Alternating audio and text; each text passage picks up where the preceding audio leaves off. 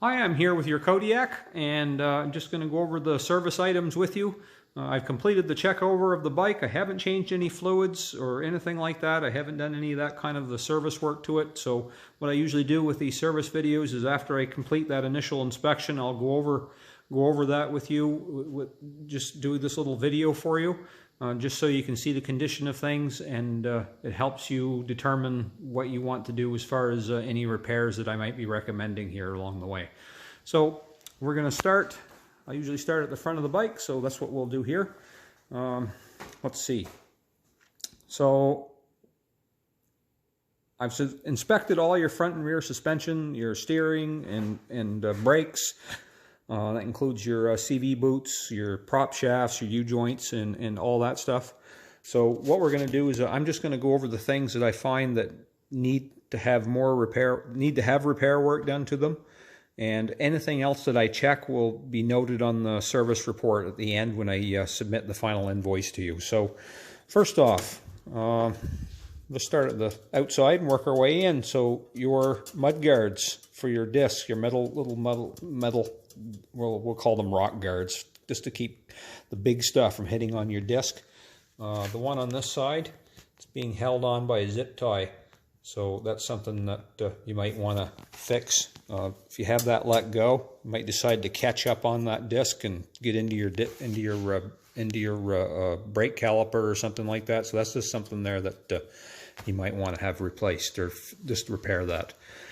Left side, inner and outer tie rod ends, they both have play in them. They need to be replaced. The bike does have a lot of miles on it. It's over 16,000 on it now. So it doesn't surprise me that those things need to be replaced on it. Right front CV boot, that's leaking grease. So you can see that right there. So that CV boot needs to be replaced. Upper ball joint on this side, I can't really show you that in the video. It's kind of something where I have the wheel on and I use a pry bar and some different things to lift it up. You might be able to, if I'm quiet here, you might be able to hear a little bit. That little tap tap, that's play in that ball joint, so that should be replaced. We'll go around here to the other side. Ball joints and bushings and that sort of thing are all okay on this side. Shock mounts seem to be okay as well. Both sides, the brake pads were fine. Same issue with tie rod ends. So you have both play in the inner and the outer tie rod ends. They should be replaced, but no other problems there. I did remove the fill plug for the front differential, just to see what kind of condition the fluid was in, especially where the bike has a few miles on it. It's not new fluid, but it's not the most horrible fluid I've ever seen either. So I don't think you're in too bad a shape that way. As far as the fluid goes, it looks like somebody changed it, or possibly changed it, just since last fall. It hasn't been a long time. So the only other thing that I did notice on the front end, when you turn that right front wheel, it just feels like it's got a little bit of resistance to it. It's not. I don't think it's not a brake, and it's not the drivetrain, because we're not really moving the prop shaft. She's not in four-wheel drive, but it feels like it might be trying to be partially in four-wheel drive. It's also possible it's just the way it ended up when I put it up here on the left, and I might try that again later after I switch it in and out of four-wheel drive again, just to double check that. Front prop shaft U-joints aren't in too bad a condition. They have grease fittings on them, and they'll go a little bit longer yet. They feel like they might just have a little tiny bit of play in them, but I think you can get some more use out of them, so I wouldn't recommend necessarily changing those yet. But your next service, you definitely should check on them again, just to make sure they're okay.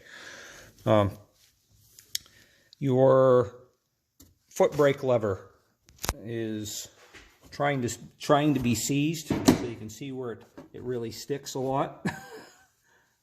So I've let it go now. You can see that it's pressed down, and if I hit it, it'll pop back up. The springs get enough tension, so that lever should be removed. Everything all cleaned up here underneath that, where that lever rides on the sleeve, and maybe lubricate that up a little bit, just to have that so it'll run free. You're never going to have a proper brake operation until the lever up here and the one on the handlebar works. So your since we're headed towards the back anyway, your brake cable and your brake lever are working okay up here on the handlebar. And if you pull your cable, your handbrake all the way in with the adjuster turned in just a little bit, it does stop the back wheel. So it doesn't appear that the brakes are not working. It just looks to me as if the free play isn't set properly, possibly on that brake lever up on the top. So it has too much free play left in it right now. So I can adjust that, but the first thing we have to do is we have to get this brake lever working properly again before I can do that. But you can see here on your rear differential, there's a little arrow in the center of the picture. And that little arrow, when you depress your brakes, and if it lines up with this little indicator here on the lever, that means that your brakes are wore out inside that rear diff. And it doesn't appear that it's reached that so far, but once again, I have to get all the cables all set properly just to make sure it's definitely not set properly the way it is. Let's see. So just sticking with the rear differential for a minute, I checked the fluid on the back end here too. This is the one that a lot of people will neglect. For some reason they think the rear differential is different than the front and they don't need to change the fluid in them. And I can tell you for sure that even though it has brakes in it and it's going to be dirtier, I would say that fluid hasn't been changed in quite a while, because it's in pretty rough shape. So we're going to drain that out like we'd mentioned, and that'll be part of your service. We'll change that fluid as well. And go back over here just for a minute. And so your rear U-joints on the back prop shaft, both your U-joints, if I can get that to focus for you, they have play in them. So hopefully you can see that moving up and down where it shouldn't be. You shouldn't have that kind of play. So that's the front and the rear U-joint on the rear prop shaft. They both need to be replaced. Probably can show you another little way you can look at that. So we take the camera and we sort of point in this way, and I start to turn this back wheel. You can see how they're not turning together the way they should be. You can see how much play there is in that U-joint. So that's toast. Let's see. Over on this side, you have CV boot that is seeping grease. You can see that right there. And that CV boot is also dry cracked, so you'll be able to see on a few spots as I turn that around how that is cracking quite bad. So that boot has had it, and I would recommend replacing that now instead of waiting for it to get a bigger leak. I'm pretty positive that you're going to find that there's probably a little bit of water inside that boot already, just because of the cracking and the fact that grease has found its way out underneath that clamp. So that needs to be replaced as well. Next, your rear knuckle. It looks to me like somebody went around this with a grease gun and greased things up as well as they possibly could, because you can see a whole bunch of grease laying in on top of that CV joint there on the end of that axle. However, your knuckle bushings, both sides, top and bottom, they need to be replaced. There's quite a bit of play in them. At first I thought it was a wheel bearing, but I'm pretty sure it's just the bushings. This side is just as bad. Actually, the right side is worse. I don't know if I can show you. Yeah, I guess I can. You can see that moving around. So those top and bottom knuckle bushings, and there's a sleeve that usually runs inside, and that outer part is a seal of sorts. So those all need to be replaced. Let's see. Your tail light, that turned out is toasted bulb, so we can replace that. I'll add that as part of the estimate that I'll do up for you for all the work. So that looks to be the problem with that. Your LED light flickering here in the front, if I haven't already mentioned it, that looks to me to be that switch That's usually what they end up to be. That kind of a switch doesn't really have any place, as far as I'm concerned, on any kind of an ATV or side-by-side, because they don't really have any kind of IP, water and dirt resistance to them. There's not really much of a rating at all to those. So you want something with a decent IP rating that it'll withstand water for a certain amount of time before it starts to have problems or anything like that. So you can see all the green corrosion that's all over that, and that's definitely something that you don't want to see on a switch. So more than likely that has an internal short to power. So all that is really doing is just completing the power side of the circuit for the LED light, and it's just shorting out just a little tiny bit and just allowing a little flicker of light to get power to get to that LED light, and they don't need very much to do that little bit of flickering. So let's see, the tires all look to be in good shape. They all had air in them. There wasn't any problem there. I did pump them up as part of the service, and yes, I will put all your valve caps, your valve stem caps back on too before I'm done. Let's see now. Just give me 1 second. I'm just going to go through. So on the right side, I don't think I touched this when I went by it. If I did, you can just call me crazy.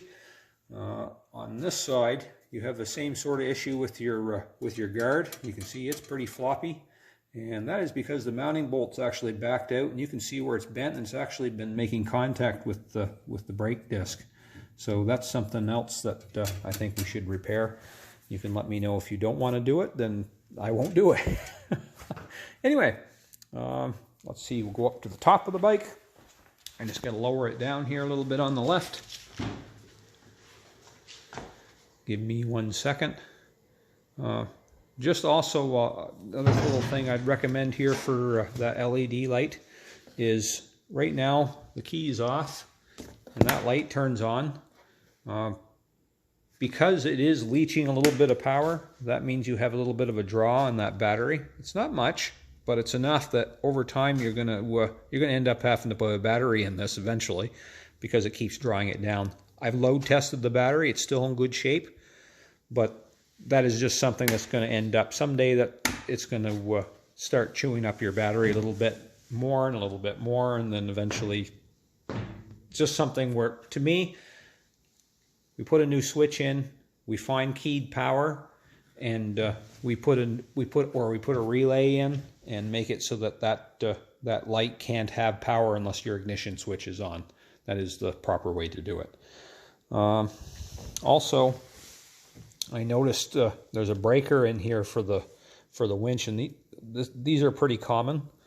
I'm not a big fan of these when they end up with a whole bunch of electrical tape on them, but there's not really any other way for people to be able to seal them up unless you get a giant piece of industrial commercial shrink wrap.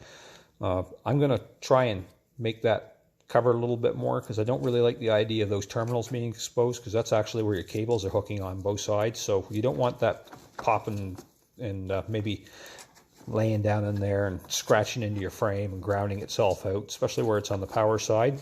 It's not going to do your electrical system any good.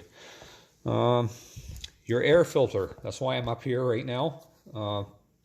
There's no cleaning that one. It's toast, so we just need to put a new air filter in it. You also have a mouse house in there, so that air box is going to have to be all cleaned out. I'll shop vac it out, and I'll wipe it all out as best as I possibly can, including the cover. And I would say it's been quite a long time since that air filter was serviced, and it's been quite a long time since that air box was removed. So those are two things that definitely need to be done down in there. Anyway, check your throttle free play. I did make a little bit of an adjustment to that. It wasn't really out that much. Most of them stay pretty good. Your front brakes are good, and your fluid level's still up. The fluid in there doesn't look horribly bad. It is recommended every once in a while. There's usually a service interval to them, but it's hard to, when a bike has gone through a couple owners, it's kind of hard to follow who's done what. So it's up to you. We can change the fluid. If the brakes are working well in the front and you're comfortable with them, then that's fine. But just keep in mind that every once in a while you should change that. You should change that fluid out. I think that's pretty well it. I think I covered all the items, and hopefully I haven't scared you half to death, because I know you just purchased the bike, and sorry about that. Get that back into focus. Anyway, I'll do an estimate up for you, and hopefully I'll be able to get that to you sometime between now and Saturday. It will not be today. Tomorrow I have an appointment in town, so I'll be gone part of the day. It was something that was scheduled a few weeks ago, so I can't really miss it. And but if I can, I will get that estimate to you as soon as I can. Anyway, I'm sure we'll be talking soon, and I'm very, very sorry for the really long video. Usually they aren't this long, but usually I don't have quite as many things to go over on the bike as I did with this one. Anyway, you have a great day, and talk soon.